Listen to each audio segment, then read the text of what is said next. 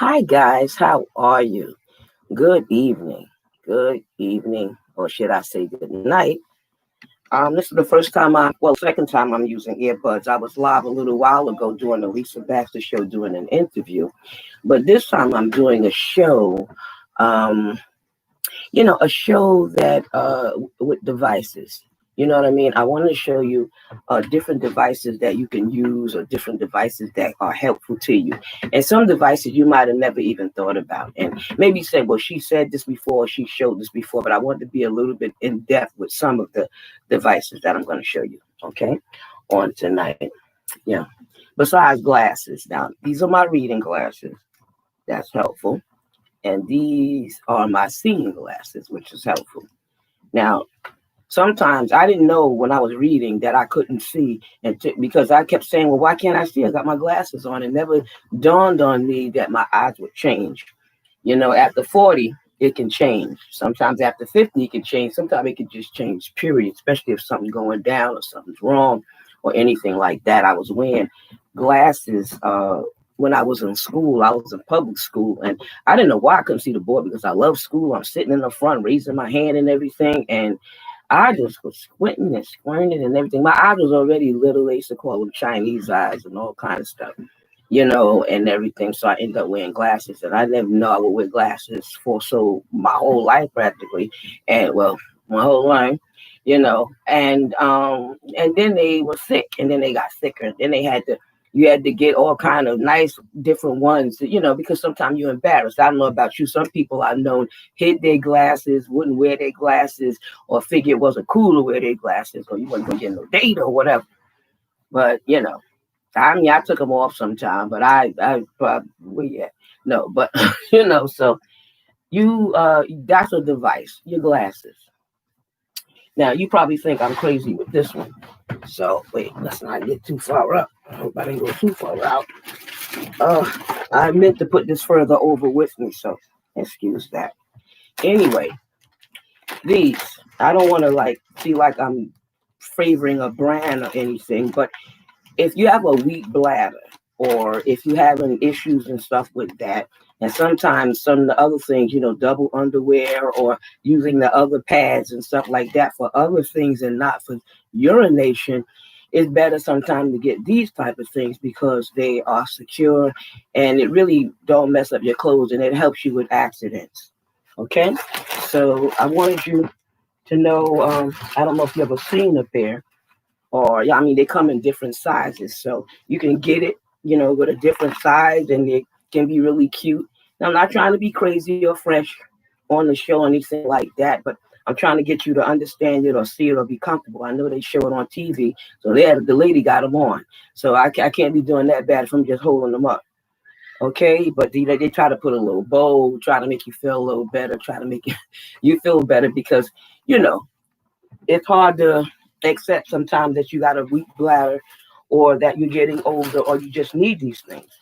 But if it's going to help you thrive and live, do what you got to do.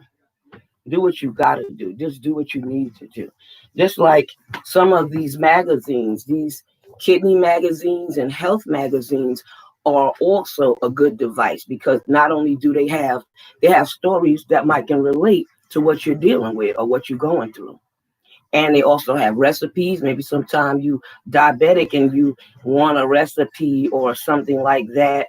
You know what I mean? And maybe you don't know about all of the foundations, the kidney or the diabetes association and stuff like that, or the lupus, or any of those things. So a lot of magazines and a lot of books also have a lot of information in it that will give you other places or other resources that can help you, your friend, your family member, your coworker, whoever you love or care about. Okay?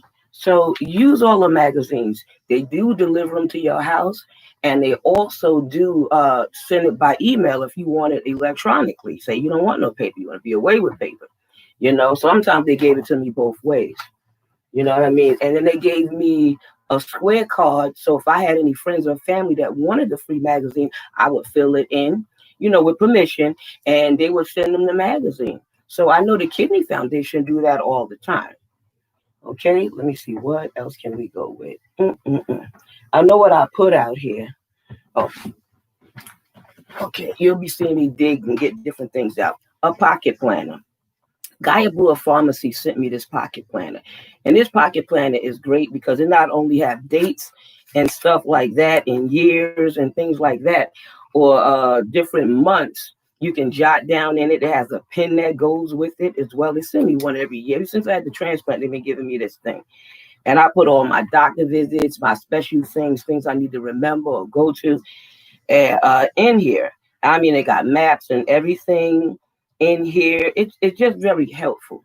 And it's a good thing to have. And it fits right in your pocketbook or, I don't know, your fanny pack or whatever you carry. All right. You can always bring it with you. All right. So that's a good thing. I don't want to put everything in the book.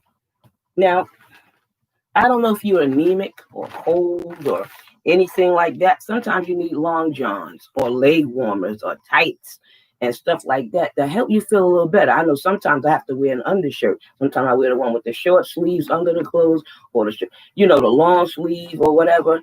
Whatever can warm you up, because I don't know. I live in New York where it could be below zero. It could be cold digits or single digits. So you want to be ready for those things. You need your stuff to keep you warm. So I like mittens, but I haven't seen mittens in years. So gloves. Some people had the thing. I always wanted that one that that wraps around like this. It's for when you dressed up and you could put both of your hands in it like that. A muff, I think they call it. And I like those kind of things and everything. My hands like to be warm, but it's not warm when they're in the glove. And I sometimes have to boil it up inside of the glove and let the fingers touch instead of them being apart because it won't get any warmer. I don't know if you have that problem. But long johns helps, and they're very good and they're comfortable, to be very, very comfortable anyway. I know some people wear them around the house, wear them like pajamas, all kind of reason they have to wear. So that's another good device. All right, you still with me? I hope so. All right. Now, I know one time I showed this thing on Facebook. It was much newer when I showed it before.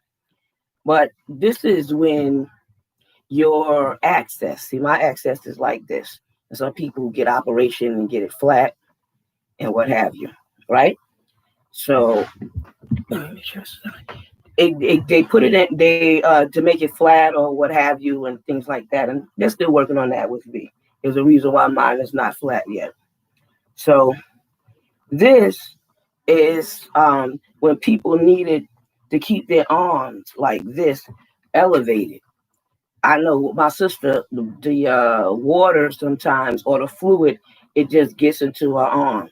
My brother had something where it got into his neck, sometimes his face, because he had the catheter in his chest. And I had one in mine too, but I knew not to have it in there too long. And I've had it, the thing in the groin area, which was very painful. Did you hear me screaming at your house? You had to hear me screaming. Woo! I was screaming. Hollering! But I said, his face had got big and his neck got big. And he was also the one that died on the dialysis machine for having the catheter in his chest for so long and nobody's paying attention to him. And it was just too long in his chest. And they always warn you about that because they said it's by the heart, near the heart, and all kind of stuff, and connected to, arteries and veins. And they went to a whole story about, having this thing so long. But anyway, sometimes you would have to go to one of the doctors my sister go to clear her arm out, to take the clots out, to keep it from getting big or swollen up. Because one time her hand was swollen too, her whole arm was way bigger than the other arm. You know what I mean? And so, she's not the only one this has happened to, but this is her pillow and the thing that she used to keep it elevated. So every 3 to 6 months, she would go get it checked. They have different ones out there. I know Dr. Chung, he was excellent at that. He took care of my fistula if any time it ever needed. And I had a great fistula that's still working. I don't even use it. After all of this time without dialysis, I spent 12 years on it and had the same fistula. But anywho, This thing is easy and it's comfortable too, and it just keeps it from staying swelled, it's comfortable, it's easy to use, and everything. And she told me she ordered it from Amazon, so she got that. She got the neck pillow thing. I think it all that matched, and I had took a shot of all of that stuff and showed it on um, Facebook at one time. But you can get this if you need it. They have different ones. I see she have a level one downstairs now with her, and this one she keeps in the bed with her instead of the chair. And you can also take it with you at dialysis. And sometimes the dialysis centers had their own stuff to prop the arm up, keep the arm a certain way, especially since they don't want it bing, ding, ding, ding, ringing on the machines or anything like that. Okay. Now this is a little bit. This is my when I never had diabetes before. My mom had it, and I had gotten diabetes because of the pill I was taking for my transplant, and it caused me to get that. And they told me that that would happen. This is my little booklet that I have where I can jot down everything, every time I would take the sugar test or the diabetes test or check my blood levels. I don't like sticking myself, and my insurance wouldn't pay for anything else. But and I was hoping they was gonna take me off since they don't classify me as being diabetic. Then why am I sticking myself 2 and 3 times a day? All right. So most of the time it's just normal, and a couple of times, a lot of times it was low. And when it is high, I know why it's high. Something I ate, something I threw in my mouth, or something I shouldn't have thrown, or something that would surprise me I put and made it go higher. So this is the booklet. So let me put it over here 1 minute. And matter of fact, this is the box it came in. Trying not to, so you can get an idea. Trying to, so you can get an idea how they have the monitor and stuff like that. And they have the picture of it and how it goes and the little sticks and stuff like that. I was hoping that I hope I have, because I did take it already and I didn't. I wanted something to be left in here so I can show you. The part that I stick with, the top of it broke off. Every time I put the top on and I would try to stick my finger, it wouldn't stick me because the top wouldn't stay on right and the needle wouldn't come all the way through. So I had to take the top off. And then it fell off. Then I had to sanitize it and all kind of stuff. But this is part of the needle that before you take the top of it off. And I'm going to show you what the needle pointed and going. And oh man, my alcohol pads, I took them out. I forgot I had used the last one. I didn't know my sister was going to let me use the stuff, so I ended up doing a show after my show. And that's why the alcohol pads is over there and the other little sticks is over there. But if you're diabetic, you already know this stuff and you already have this stuff. All right. And your pharmacy can explain a lot to you. Your doctor, even your nurse can explain a lot to you. And you can probably see a video about this. But this is how it looks. You know what I mean? And all you have to do is stick it in here. Boy, I couldn't get that right to save my life. The thing started acting up. It wouldn't do right because I really wasn't used to it. And they just handed it to me. My transplant people gave this to me, not even my other doctor, my primary, who was a nephrologist. But this was it. And this is how the case looks when it's open. So it's a slot. Excuse me. I don't know what's going on here. It's a slot with this. First I have my dry mouth. Now my mouth too wet. It's a slot that it goes in here. This part goes in there. And I put, the needle things, the parts in here. And I put the alcohol pads in here too. And it zips up and it's just like this. So you can carry it around or take it with you. I usually check my sugar in the morning. I used to check it morning, noon, and night. But I check it in the morning. Or I'll check it when I get home from work. And I want to read something else to you what it says. But this is the little gadget that you stick with. And this is the part you stick and you have to put it down like this. And this little thing is sharp. And once or twice, you didn't even know it or feel it or it shocked you or you jump. And another time, like, ouch, oh, whoa, so it depends, I guess, how you are with it. But this is it. So I wanted you to see it and I wanted you to know. These are the gadgets that we're dealing with or we deal with. And these are the things that we need. And it's important that you check your sugar, see how it's doing, know the chart, know what you're supposed to be doing or what you're supposed to be eating or what type of diet. You know what I mean? Little things make stuff go off. So I'm going to read the chart to you. Do I have the right glasses on? No, I don't. Here we go again. I didn't think I'd be reading anything because I have something else to show you after this. I don't want to keep you long tonight rather. All right. You can see some of the scribblings. These are some of my scribblings. But February, March would make a year. Okay. I believe I was diagnosed by then. And then, so this is what the chart says. Let's read the chart. Listen to this. If you are fasting, your test should read, your blood sugar should say 100. It says before a meal, it will read from 70 to 130 before your meal. After a meal, it would be less than 180. All right. At bedtime, it would be between 100 and 140. Okay. It says ALC 7.0. I jotted that down, but I did that a while ago. And it says normal is 80, between 80 and 120. So normal is between 80 and 120. So I wasn't sure at first. I looked online, but then I actually asked the nurse, and that's what she said. So I said, well, let me write this down. But she sent it to me. So I wrote it down so I would always remember and trying to figure out what it is or what I'm doing. And now, after a while, you learn it by heart or you know it by heart. And it comes to you like a piece of cake after a while. Okay, let me see. Now, the pressure machine. Okay, here we go. And you always hear me say about the Bible, that's my other device. I like to read and pray and praise and worship. That usually normalizes my pressure. It keeps me calm, okay? It was my birthday, January 15th, so these are my birthday balloons. I turned 58 years old. Yes, Lord, hallelujah. Glory be to God. Woo, woo.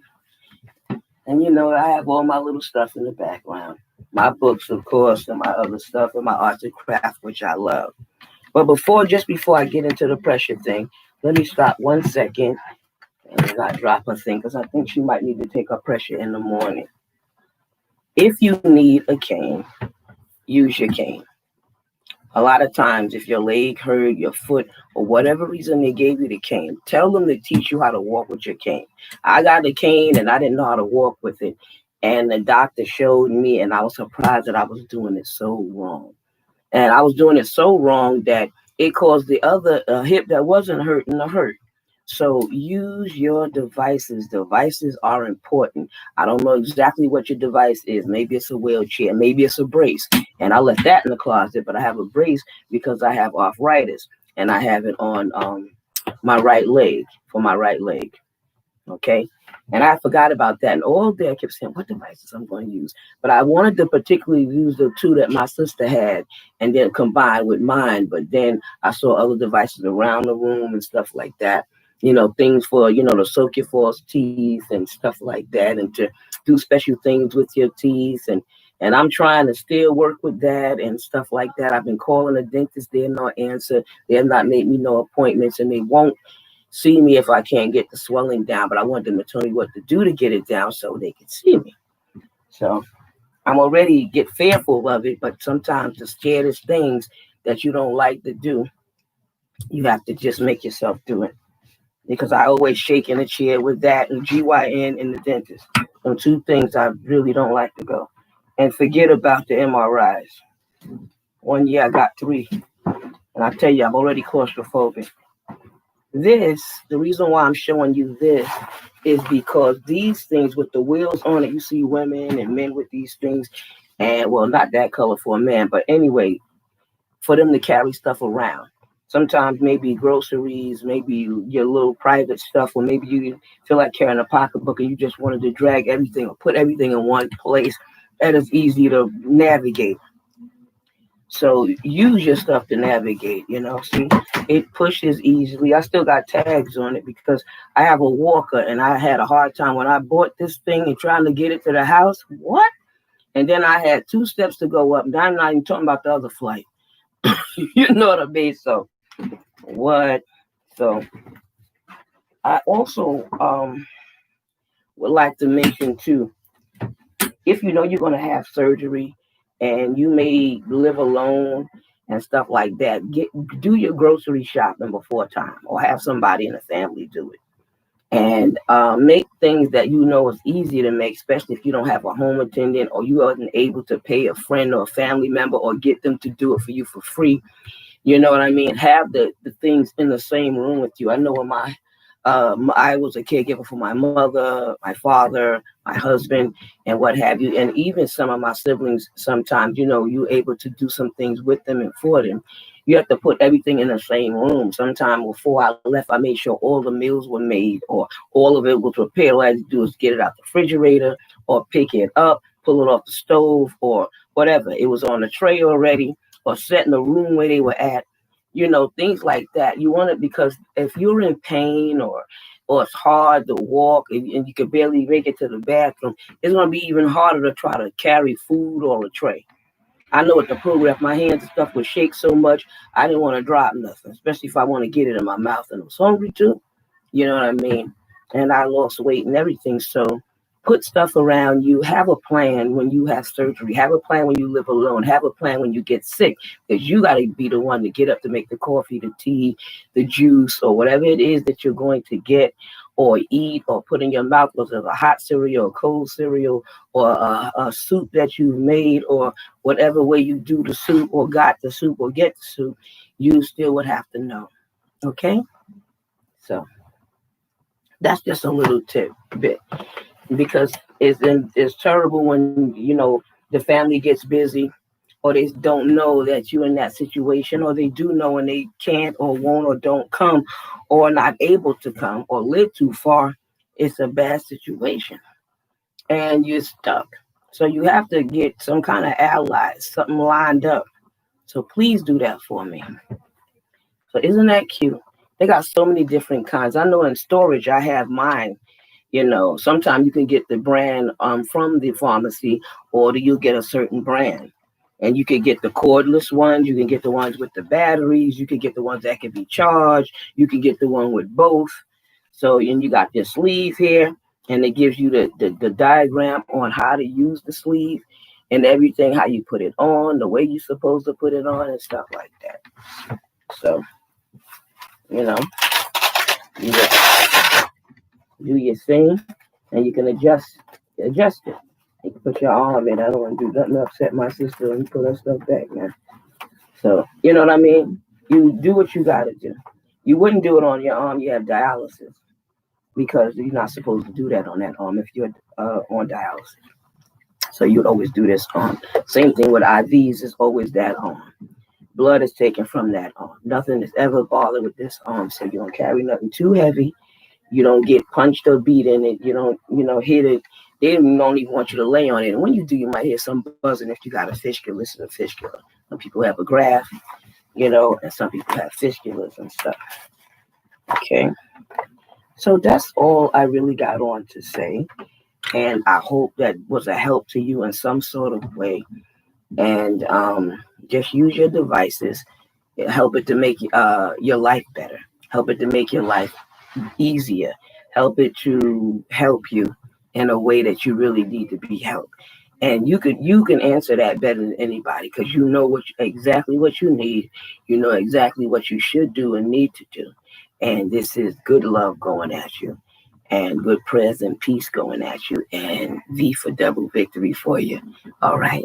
So this is your girl, Lisa Baxter, giving you the 411 in the kidney world because this is Lisa Baxter Show, giving you the 411 in the kidney world.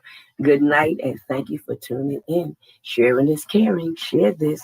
All right. Watch the Lisa Baxter on YouTube. Share and subscribe and see a live show every week on Urban Health Outreach Media Facebook page. Bless your life, okay? And thank you.